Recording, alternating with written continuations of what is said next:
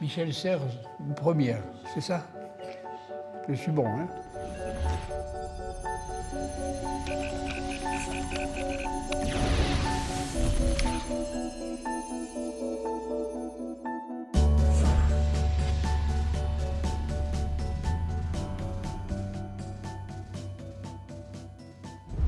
Pour une raison très simple, et ça qui est très sérieuse, c'est que j'enseigne depuis maintenant une quarantaine d'années, et depuis 40 ans, j'ai assisté à la victoire des femmes.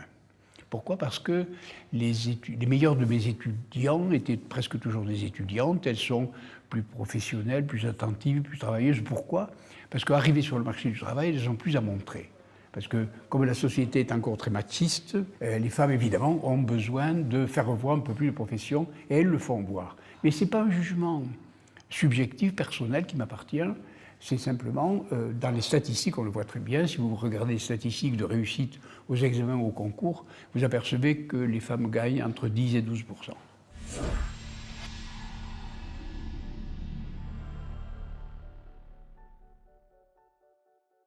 Oui, le dessin, c'est le Michel-Ange, et le Michel-Ange de la Sixtine, ça tombe bien aujourd'hui, le Michel-Ange montre la création du monde.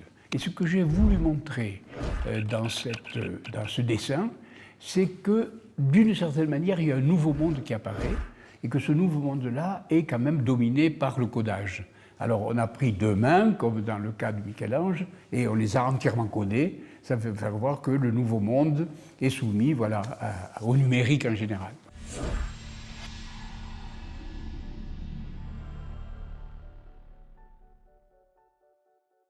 Il est vrai que si on regarde un ordinateur, c'est une machine qui a une solution originale dans le couple support-message. Ce couple support-message a été transformé 3 fois.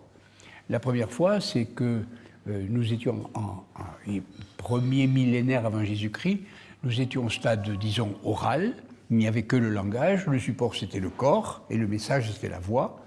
Et tout d'un coup, arrivée de l'écriture, le support se déplace du corps sur le papier et le message se passe du langage à l'écriture. Et donc là, il y a une révolution gigantesque qui est l'arrivée de l'écriture.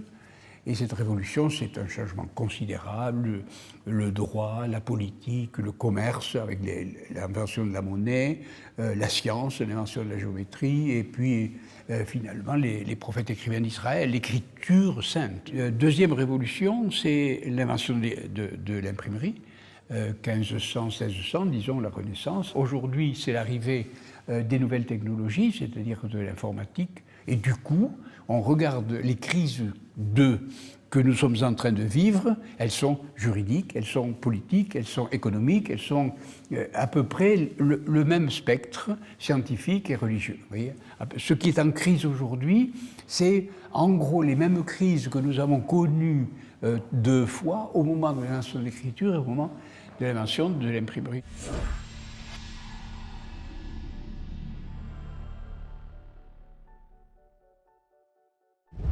Ah, vous savez, quand arrivent des petites poussettes, elles lèvent derrière elles une sorte de moisson de grand-papa ronchon.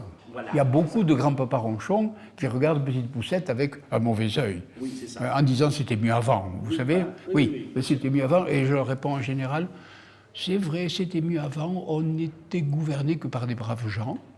Staline, Lénine, Pol Pot, Mao Tse-tung, Franco, oui. Et c'était beaucoup mieux avant, il y a eu 150 millions de morts, oui, au XXe siècle. Vraiment, c'était mieux avant, voilà.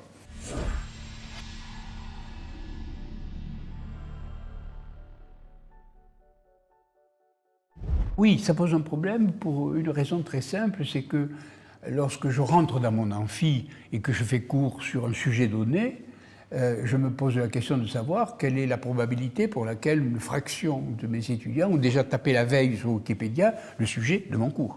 Par conséquent, un certain nombre de mes étudiants, déjà, surtout aux États-Unis, viennent me voir et me disent « Mais pourquoi, monsieur Serres, paie-t-on si cher pour obtenir de l'information qu'on a déjà chez soi depuis des années ?» Vous voyez, ça pose un véritable problème. L'enseignant, à ce moment-là, est obligé de s'adapter à ces nouvelles situations. Et il s'adapte de la façon suivante, il sait ce qu'il y a comme information sur Wikipédia et il suppose C'est ce que j'appelle la présomption de compétence. Il ne suppose plus que les étudiants sont incompétents, mais il suppose en effet qu'ils ont eu accès à cette information, et le cours doit tenir compte précisément du fait que les étudiants ont déjà eu accès. Et par conséquent, la nature du cours est en train de changer, tout simplement.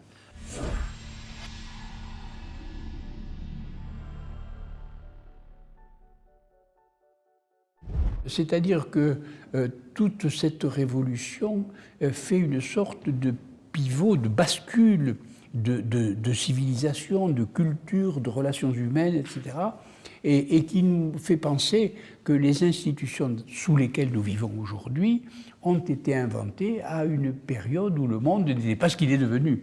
Donc il y a une sorte d'obsolescence de l'ancien monde et de l'arrivée d'un nouveau monde. Alors évidemment, c'est vrai que tout est réinventé d'une certaine manière, il n'y a pas de doute. Oui.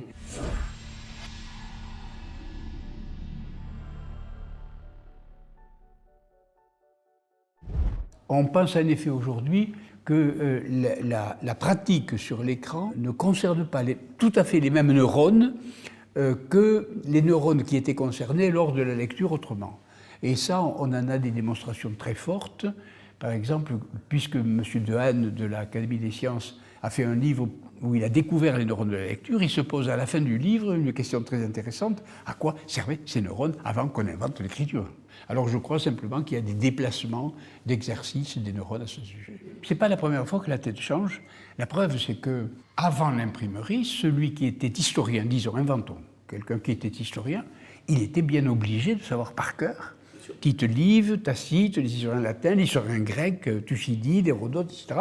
Pourquoi? Parce qu'il n'avait pas accès aux manuscrits, bien entendu. Ou alors il fallait qu'il soit à Alexandrie ou à Rome, où il avait accès. Bon, on n'était pas toujours à Alexandrie. Bon. Et par conséquent, il les savait par cœur.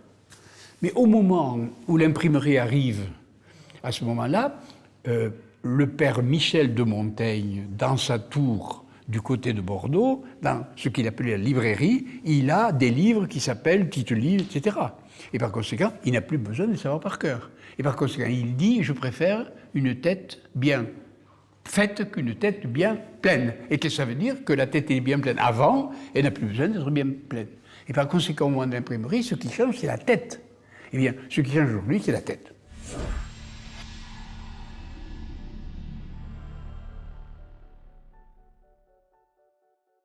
Je crois, et je le raconte dans le livre précisément, à propos du supplice de Saint-Denis à qui on a coupé la tête, oui, que l'ordinateur qui est devant nous, si vous voulez, a une mémoire colossale, des millions d'images, et puis avec des logiciels raffinés, des possibilités opératoires de résoudre des problèmes, donc mémoire, imagination, raison.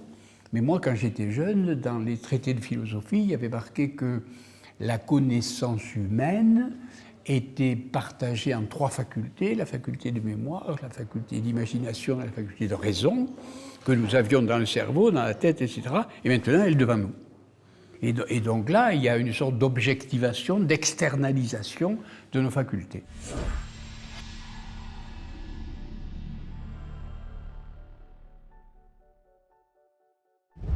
Il y a deux sortes de questions négatives qui me sont posées. Premièrement, des questions où il est facile de répondre parce que la personne n'est pas compétente et n'a jamais vu des nouvelles technologies. Et puis des questions de risque, d'étonnement, de danger, de soupçon, etc.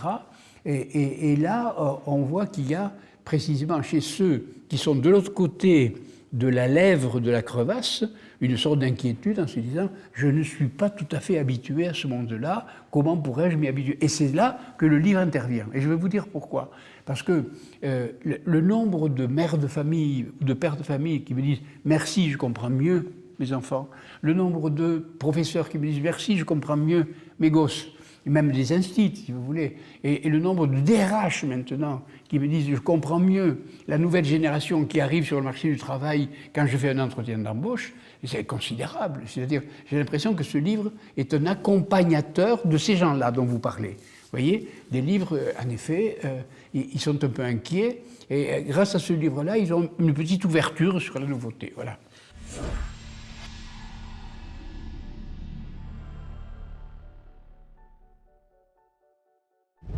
Tout ce que je sais en effet, c'est que cet accès à l'information donne à Petite Poucette une sorte de devise. Et elle m'a fait découvrir le sens du mot « maintenant ».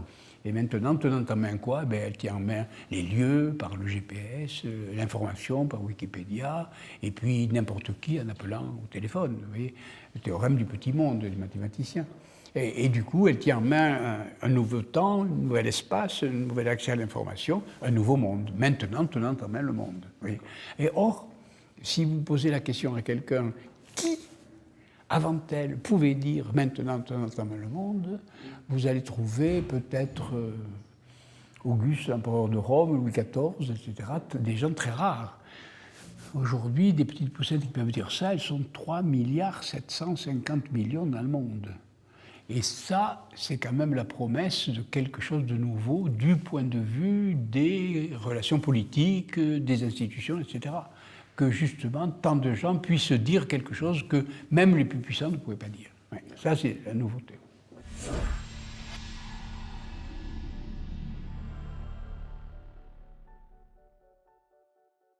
Alors, les anciens médias, la télévision par exemple, je voudrais que mimer celui qui regarde la télévision. Il regarde la télévision. Hein? Il regarde la télévision. Il est devant son ordinateur. Quand vous êtes en voiture, il y a la position passager et la position conducteur. C'est-à-dire la position passive et la position active. Et c'est ça la différence qu'il y a entre les anciens médias et les nouveaux médias. D'un côté, une position passive, et on s'endort. On peut même devenir relativement stupide dans cette position-là. Quand vous êtes en position active, vous avez une chance de devenir intelligent. Vous voyez ce que je veux dire? Et il y a même un chiffre qui m'a fait beaucoup amuser. Les femmes aujourd'hui en France ont 84,8 années d'espérance de vie, c'est 85 pratiquement. Et on a essayé de diviser ce chiffre-là pour montrer combien on gagnait par jour. D'accord. Et aujourd'hui, par rapport à nos ancêtres, nous avons gagné 3h37 d'espérance de vie par jour, ce qui est colossal. Et ce chiffre-là, 3h37, correspond exactement au temps passé moyennement par les gens devant la télévision. C'est-à-dire, l'espérance de vie qu'ils ont gagnée, ils le perdent à devenir cons. C'est quand même extraordinaire. Extraordinaire. Extraordinaire. C'est extraordinaire.